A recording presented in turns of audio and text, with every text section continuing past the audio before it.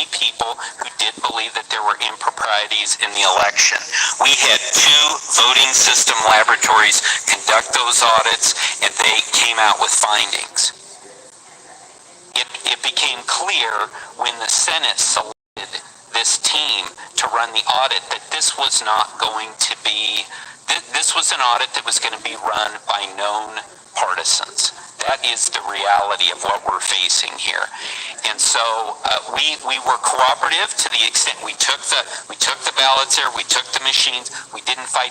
We are not participating in this audit. We're not part of this audit. We did our 2. We didn't believe that there needed to be another one. That's why we went to court, and the court ruled that they were entitled to the ballots and the election machines, and that's exactly what we did. We sent them where they wanted them, over at the Coliseum. And I think I made that fairly clear to you in one of our first conversations, that we would not be any part of this audit. That we turned over things that were requested of us at a subpoena, but we are not participating in the audit in any way.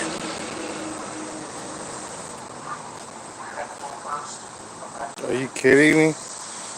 They don't want to be part of it, bro. Said several times in this meeting, in previous, that you want this to end, that you want this discussion, this issue to move forward. My question to you all is, how does that happen when there are so many of these accusations being made?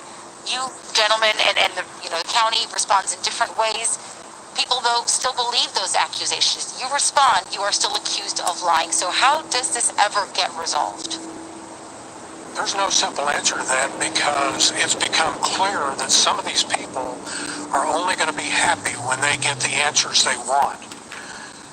And they're not going to get that from the experts. It's truly a frustration. So I suggested a solution to one representative who had posted that he gets thousands of complaints a day to his office that the election was stolen. So he then splattered my information on the internet, and we got like maybe 20 emails that said, the election was stolen. But I said to him, what about this novel theory? You stop indulging these lies, and you instead tell them they are unfounded, they are without substance, and that they are the product of people who are lying to you. And I'm sorry that they're lying to you, but that is what's happening here. That's an opportunity. That's a solution. If every single person in the state legislature said that, we'd be done pretty quickly.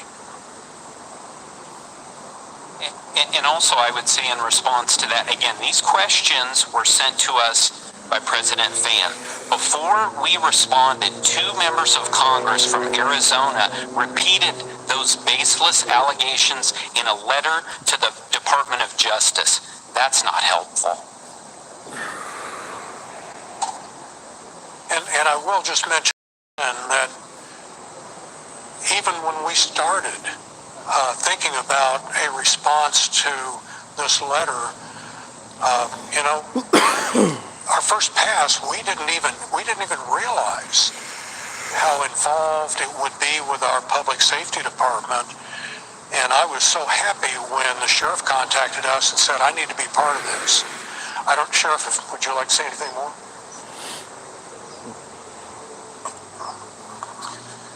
I wish I had something still to share right now, but I'm wondering what's going to go along with this news conference or the audit itself. You're looking for answers that, that have already been verified and validated.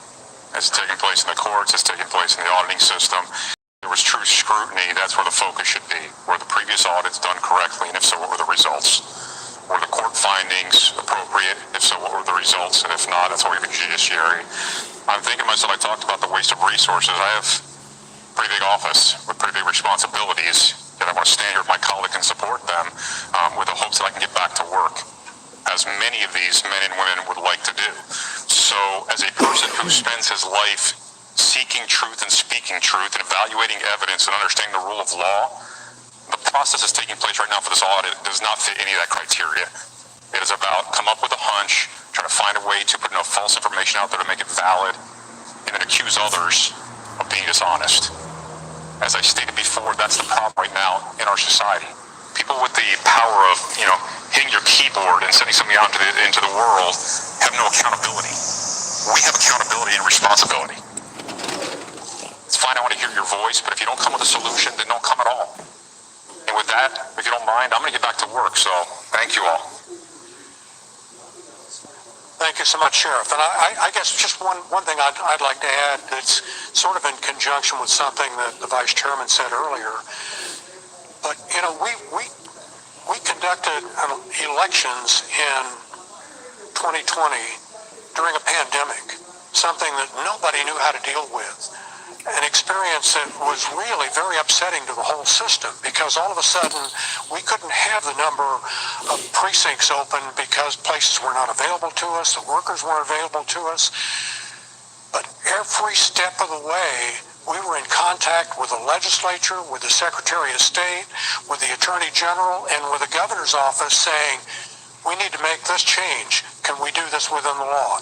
Every step of the way, we ensured that we were within the law and staying within the Arizona and the U.S. Constitution. I'm not an attorney, but that was so important to all of us, and we did that.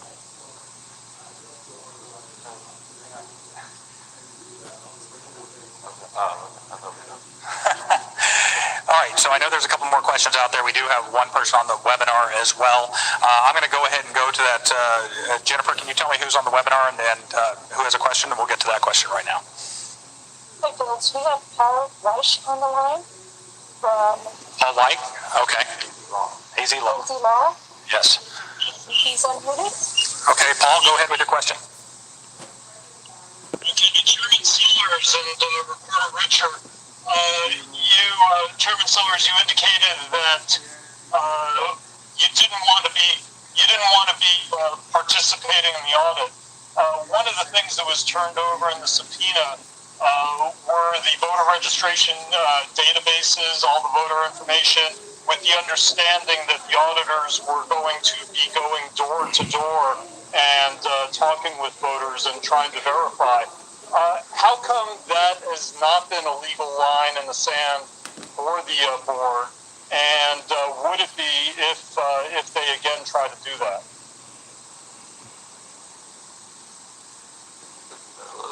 Nowhere in their subpoena did it acknowledge the scope of work. This was revealed to us later.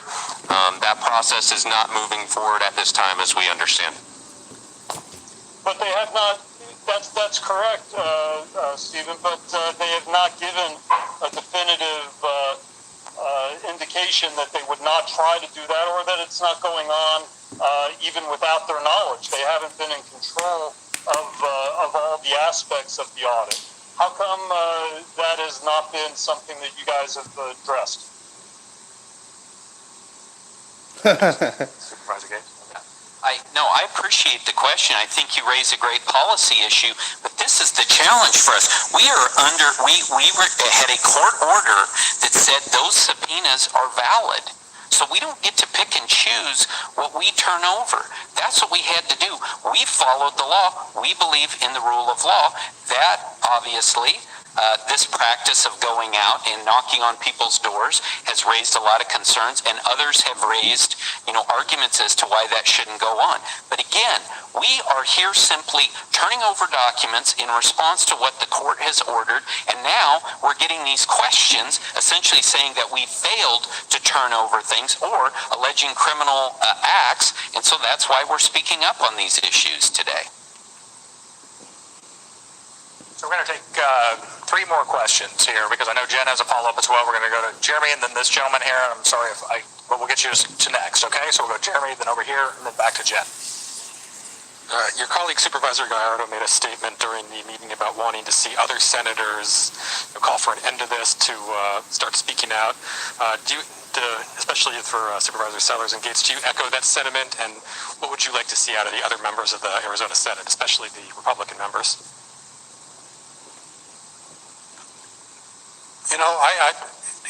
I think several of the supervisors alluded to this earlier, but a lot of those senators are friends of mine, have been friends of mine for a long time.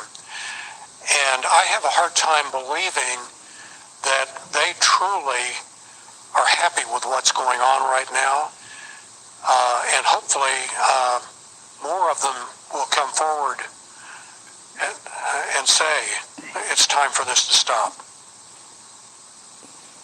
Yeah, and the only thing I would add to that is if I were a member of the Senate, easy for me to say because I'm not out there, I would say to Karen Fan, I thought you were in charge of this. We need to be in charge of this process. They're not in charge of the process, which is simply frightening to me in a democracy that is what's going on. And by the way, I hate to say it, I know this is not going to be popular, but we haven't heard a lot out of the business community raising concerns about this. This is creating a black eye to Arizona, and I would think that those business leaders would want this to stop. And I would think that they would contact those elected officials who they donate money to and say, hey guys, get this in order or make it stop. But we haven't heard much from them. Erica, this gentleman right here. Oh, okay. Hi, Jonathan. Hi. So following up on that, if there are people out there who are not elected Republicans, but they want to sort of have an influence on this, like you said with the business community, what can they do? I mean, what can the business community?